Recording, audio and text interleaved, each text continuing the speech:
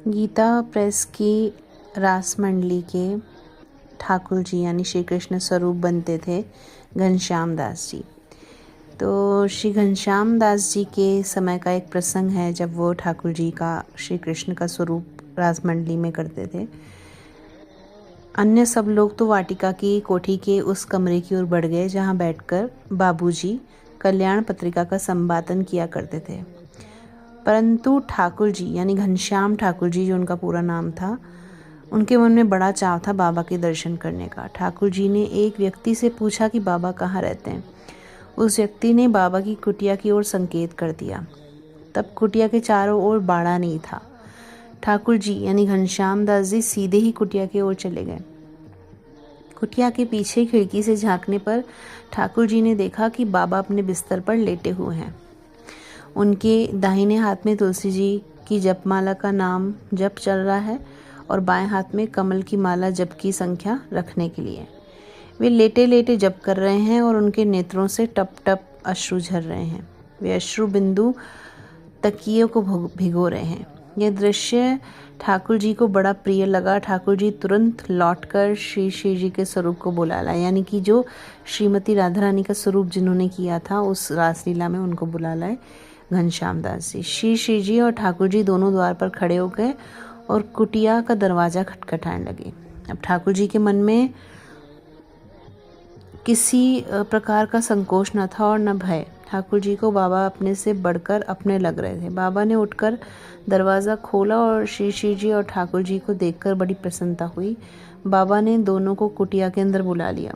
दोनों स्वरूप को अपने बिस्तर पर बैठाकर बाबा स्वयं भूमि पर बैठ गए। उस समय बाबा के पास सुगंधित फूलों के 2 गजरे रखे थे। बाबा ने एक गजरा तो श्री श्री जी को और एक गजरा ठाकुर जी को पहना दिया। अब श्री श्री जी और ठाकुर जी बाबा के पास बैठे ही होंगे कि उस समय बाबूजी के पास से बाबा के लिए बुलाया आ गया। तो यहाँ जो मैं बार बार बाबूजी बता रही हूँ, ये श्री हनुमान प्रसाद पोद्दार जी के बारे में बात हो रही है।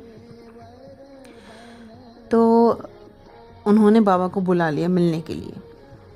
तो अब तीनों कुटिया के बाहर निकल पड़े, बाबा, श्री श्री जी और ठाकुर जी।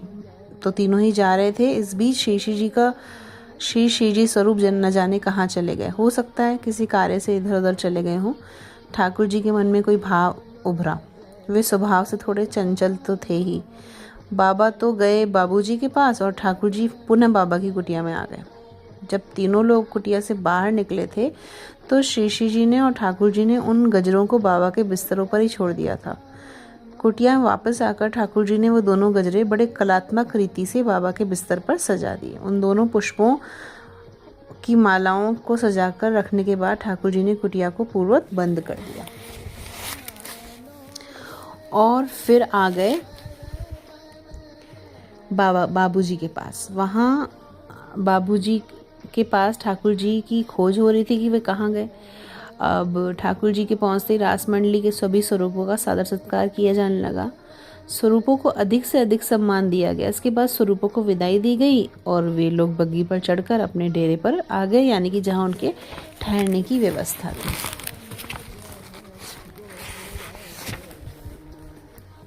तो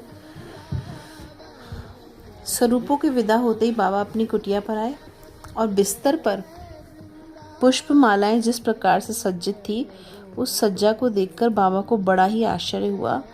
आज बाबा ने अपनी लीला राज्य में पुष्प मालाओं की जो छवि देखी थी वही छवि इस समय 2 नेत्रों से प्रत्यक्ष बनी हुई थी। वहाँ निकुंज में श्री प्रिया प्रियतम युगल के पुष्प श्रृंगार के उपरांत युगल पुष्प मालाओं के पारस्परिक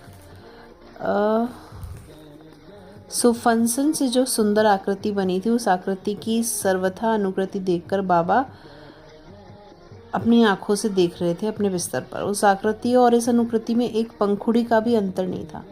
बाबा जड़वत बहुत देर तक बिस्तर की सज्जा करके रखी हुई पुष्पमाला को देखते रहे। अभी बाबा को एक पुरानी बात स्मृति हो आई। प्रियतम श्री कृष्ण ने बाबा से कहा था कि मैं लगभग 2 वर्ष बाद तुम्हारे पास रास के ठाकुर के रूप में आऊँगा। इसका स्मरण होते ही बाबा को ऐसा लगा कि इस ठाकुर स्वरूप में संभवतः प्रियतम श्री व्रजेंद्र नंदन ही आए हैं। बिस्तर के तकिए पर शोभायमान पुष्प की माला सुसज्जा शैली बार बार उस बात की स्मृति दिला रही थी। तो भक्तों, जिन लोगों को भी ठाकुर जी के सबसे प्रिय, सबसे अतरंग जो सूर्योदय श्री राधा बाबा के बारे में पता है, वो लोग इस प्रसंग की एक एक शब्द को अच्छे से समझेंगे और भाव से मनन करेंगे, क्योंकि ये बहुत ही गूढ़ बात है, बहुत ही डीप मीनिंग है इसका, जो मैं खुद को इस लायक नहीं समझती कि मैं आपको इसका मीनिंग बता पाऊँ, और जो मैंने भी इस पुस्तक को पढ़कर धीरे धीरे समझा है, बहुत बार मुझे खुद को यकीन नहीं हुआ कि क्या ऐसा भी प्रभु करते हैं, या उनकी लीलाओं में इतनी गूढ़ता होगी। पर ये है जो मैंने आपको एक छोटा प्रसंग सुनाया श्री घनश्याम दास जी ठाकुर जी का, जो गीता प्रेस की रासलीला मंडी में ठाकुर जी का यानी श्री कृष्ण जी का रोल प्ले करते थे। और वहाँ पर जब भी वो रोल प्ले करते थे तो वो राधा बाबा को अपनी सहज अनुभूति करवाते थे। तो आप सबको अगर ये किताब पढ़नी है तो मुझसे ज़रूर इस बारे में पूछिएगा। जय जय श्री राधे श्याम।